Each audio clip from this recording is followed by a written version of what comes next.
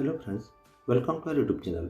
आज वीडियो रे आमे आलोचना करिबा ओसेपार एक गुरुत्वपूर्ण चिठी विषय जहाँ एनुअल एग्जामिनेशन 2026 क्लास 5 और 8 रो रिजल्ट एनालिसिस और रिमेडियल टीचिंग संबंधी अटे।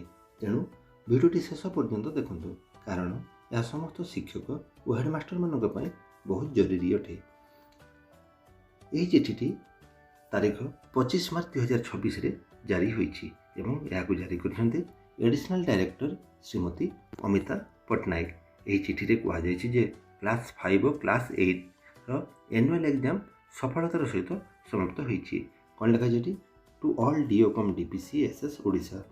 सब्जेक्ट कोन रहिछि annual examination 2026 class 5 to 8 result analysis.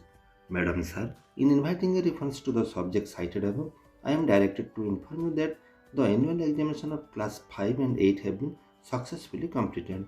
It is now necessary to undertake a detailed analysis of the results to identify students requiring remedial support for the supplementary examination along with the specific learning gaps.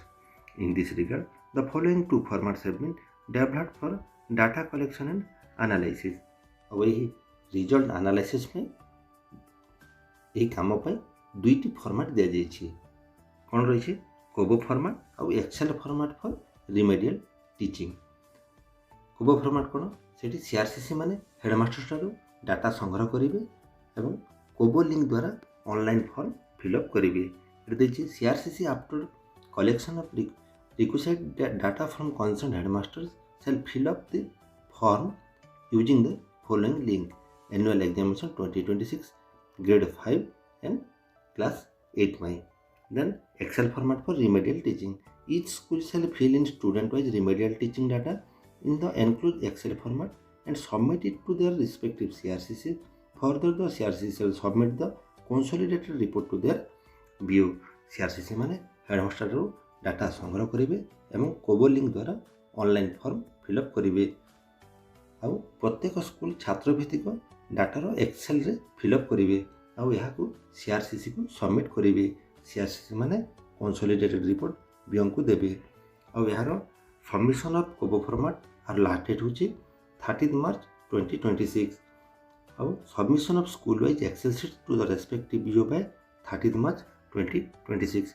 30 March 2026 रे Excel sheet मध्य submission करेंगे।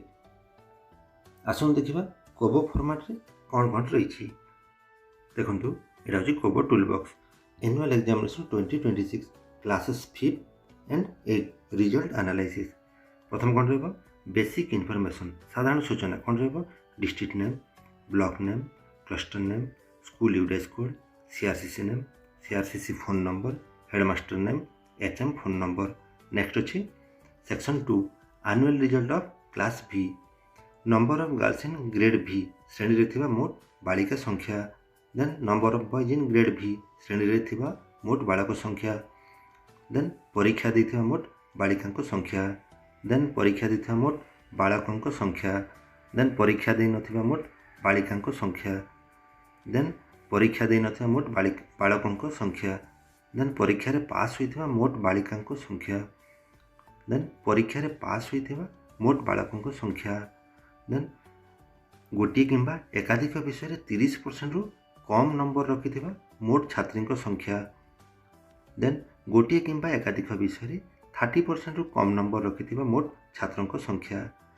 Section 3 annual result of class 8 श्रेणी रे थिबा मोट बालिकांक संख्या, श्रेणी रे थिबा मोट बालकों संख्या, परीक्षा देथिबा मोट बालिकांक संख्या, परीक्षा दे नथिबा मोट बालकों संख्या, परीक्षा दे नथिबा मोट बालिकांक संख्या, परीक्षा दे नथिबा मोट बालकों संख्या, परीक्षा रे पास होइथिबा मोट बालिकांक संख्या, परीक्षा रे पास होइथिबा मोट बालकों संख्या।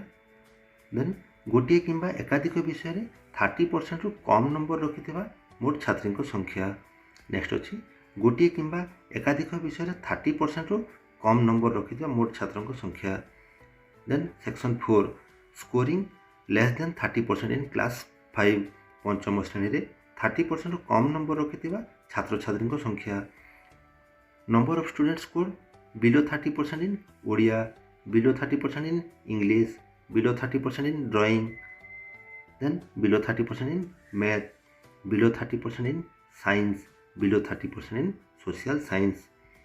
Then next section 5, scoring below 30% in class 8, Odia रे below 30%, इंग्लिश रे below 30, उर्दू रे below 30, हिंदी संस्कृत पर्शियन रे below 30, then below 30% in math, below 30% in science, below 30% in history, below 30% in geography, then below 30% in drawing. ये कर सारा आम सबमिट बटन रे click करदेबा। यही चिठीर मुख्य उद्देश्य होछि छात्र छात्री मान शिक्षार दुर्बलता चिन्हट करवा एवं समय से सहायता करवा, जहाद्वारा से सप्लीमेंटरी एग्जाम रे भल करें। जदि ये भिडियोटी आपको भल लगी थाए तेबे लाइक करंतु, शेयर करंतु एवं चैनल को सब्सक्राइब कर दियंतु। धन्यवाद।